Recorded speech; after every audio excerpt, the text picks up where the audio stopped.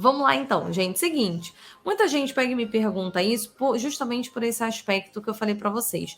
Se a empresa já tem uma pretensão salarial, se ela já sabe o quanto ela quer pagar para aquele funcionário, por que não falar isso no processo seletivo? Então, algumas empresas falam, mas a grande maioria não fala, tá? Quando a gente abre aí LinkedIn, Gup, vagas.com, algumas vão te passar aí qual é o valor, né? Qual é a pretensão salarial, mas a grande maioria não vai passar qual é a pretensão salarial. E por que que isso acontece e como você pode se beneficiar dessa situação? Então, nosso objetivo aqui, quando chega um aluno meu na mentoria e traz essa situação, a gente vai entrar em vários aspectos dentro da mentoria. Desde entender o momento dele, entender o que ele tem de histórico e como a gente consegue usar esse histórico para fazer aí uma boa barganha salarial, né, uma boa negociação salarial. Aqui a gente não vai conseguir entrar em cada caso, então eu vou falar de forma mais ampla e genérica sobre esse assunto. Lembrando que se você tem alguma dúvida, se você tem alguma questão, já me manda aqui que eu pego e respondo na sequência do conteúdo, tá bom? Bom, seguinte, o que acaba acontecendo, gente? Muitos profissionais de RH, quando abrem uma vaga, existe naturalmente um medo inicial que é o seguinte: se eu colocar o valor aqui de imediato, né, um valor fixo que num primeiro momento é uma meta que o RH tem de trazer um profissional dentro daquele salário específico. Quando o RH ele coloca essa informação de fato, qual é a primeira preocupação que ele tem, tá? De repente ele pode ter um excelente profissional que ele vai trazer, né, que ele poderia trazer para a vaga, mas que não necessariamente estaria interessado naquele valor fixo. Então, para aquele profissional, se ele divulga a vaga, isso pode acabar não gerando um interesse dele em participar do processo. Só que esse, para mim, pelo que eu vejo dos profissionais, é o menor dos medos. O maior medo, né, quando a gente olha dentro da área de RH, é justamente a gente engessar uma pretensão salarial, sendo que não é dessa forma que funciona a base salarial dentro de uma empresa. Então, todas as empresas que têm hoje os seus processos bem estabelecidos, o que é a grande maioria em termos de remuneração, trabalham com o que a gente chama de range salarial. E o que é um range salarial? Todo cargo tem um mínimo e tem um máximo a pagar. Então, ele tem um valor de piso e tem um valor de teto. Isso a gente chama de range salarial.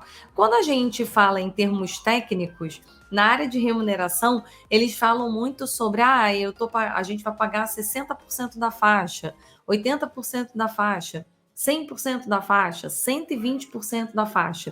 O que isso significa, gente, em termos práticos? A gente tem o que a gente chama de range salarial, ou seja, existem salários que são flexíveis dentro do mesmo cargo. Então, eu tenho um cargo e eu tenho vários salários ali. O salário vai entre o piso, que ali está normalmente nos 60%, né, que eles chamam da faixa, até o máximo, que a gente chama de 120% da faixa.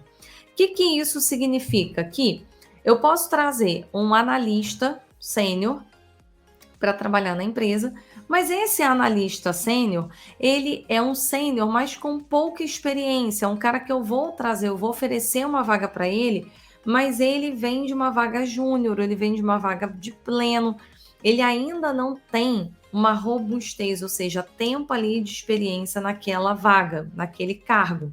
Então, o que acaba acontecendo? Naturalmente, tende-se a oferecer o piso dessa faixa. Para quem já tem mais senioridade, ou seja, eu já trabalho há muitos anos como analista sênior, já trabalho há muitos anos com um determinado cargo.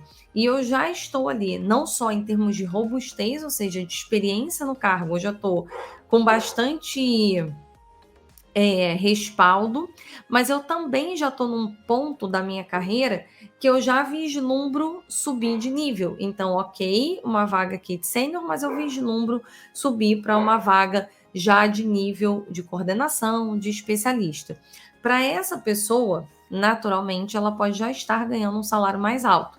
Então, para essa pessoa, eu vou oferecer 100 ou 120% da faixa, porque eu vou dar para essa pessoa a oportunidade de pegar e já subir mais rápido de cargo.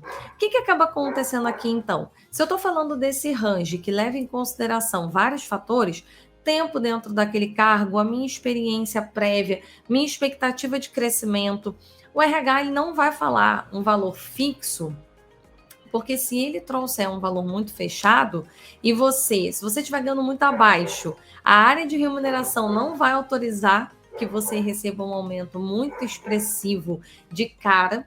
E também, se você estiver já dentro dessa faixa salarial por conta da sua senioridade, você pode não se interessar pela vaga e a vaga teria como pagar mais. Então, não é uma questão do RH querer pagar pouco ou muito. O RH quer levar em consideração a sua trajetória.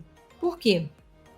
Se ele traz você pagando ali o piso, à medida que o tempo vai passando, ele pode, né, o seu gestor pode te dar aumentos salariais. Então, você continua dentro do cargo, mas você vai crescendo em termos de remuneração. E isso, quando a gente olha do ponto de vista de RH, é muito estratégico, porque não necessariamente eu vou ter sempre vagas para pagar alguém para ser promovido. Mas andar dentro da faixa é possível, porque o aumento salarial é menor. Quando eu chego ali em 120% da faixa, eu naturalmente, meu próximo passo é a promoção. Então, pensa o seguinte: se hoje eu trago um profissional para trabalhar na minha empresa, pago já 120% da faixa, ou seja, eu não tenho como dar nenhum aumento mais para ele nesse cargo. A única forma de eu dar um aumento é promovendo essa pessoa para o próximo cargo. Se eu não tenho tanta possibilidade de ter uma próxima vaga, essa pessoa corre o risco de ficar muito tempo na vaga anterior, ganhando o salário anterior, e, consequentemente, ele pode desanimar. Nesse desânimo, ele pode simplesmente pegar e decidir sair da empresa, ir para uma outra empresa. Qual é o ponto principal para falar aqui para vocês? A empresa, ela sempre vai tentar fazer com que no processo seletivo você receba o mais para baixo do range salarial possível. Então, vai receber ali 60. Espero que eu não tenha ficado muda aqui no Instagram. Então, o objetivo é sempre pegar e tentar pagar para você 60% da faixa ou 80% da faixa. Por quê? Porque 60 e 80, além de ser um salário menor, garante que você vai ficar mais tempo ali podendo receber. Por que ele está continuando bom? Não sei. Caiu aqui, gente, no TikTok? Acho que não, né? Bom, e espero que aqui no Instagram vocês continuem me ouvindo. Então, qual é o ponto? O RH, ele sempre vai tentar trazer você com o menor ponto da faixa, 60, 80. Por quê? Porque ele sabe que te pagando 60, 80% da faixa, existe uma possibilidade de aumentos salariais por um tempo antes da sua próxima promoção, o que faz com que, naturalmente, você tenha um tempo ali de ganhos financeiros até subir para um próximo nível. Só que qual é o ponto que a gente trabalha aqui na mentoria? E recentemente aconteceu com uma aluna nossa. Ela estava ganhando, ela está trabalhando numa empresa que ela está ganhando 10 mil e estavam oferecendo para ela um salário de 11.500 para uma nova empresa. E aí não faz sentido, né, ela pegar e mudar. Por outro lado, ela queria mudar. Então, qual foi o ponto? Toda a parte de negociação, entrevista, posicionamento dela foi trabalhado para que ela conseguisse aumentar a negociação. E ela conseguiu. Então, ela conseguiu aumentar em mais de R$ 1.000. Então, agora ela mudou de empresa, começou, se eu não me engano, semana passada, no emprego novo. E ela está agora ganhando lá quase 13 mil, mais um pacote de benefícios que eles não iam oferecer e que decidiram incluir. Se a gente somar esse pacote todo, vai chegar perto de 14. Ou seja, ela começou recebendo uma negociação de 11.500 e conseguiu fechar a negociação em 14 mil.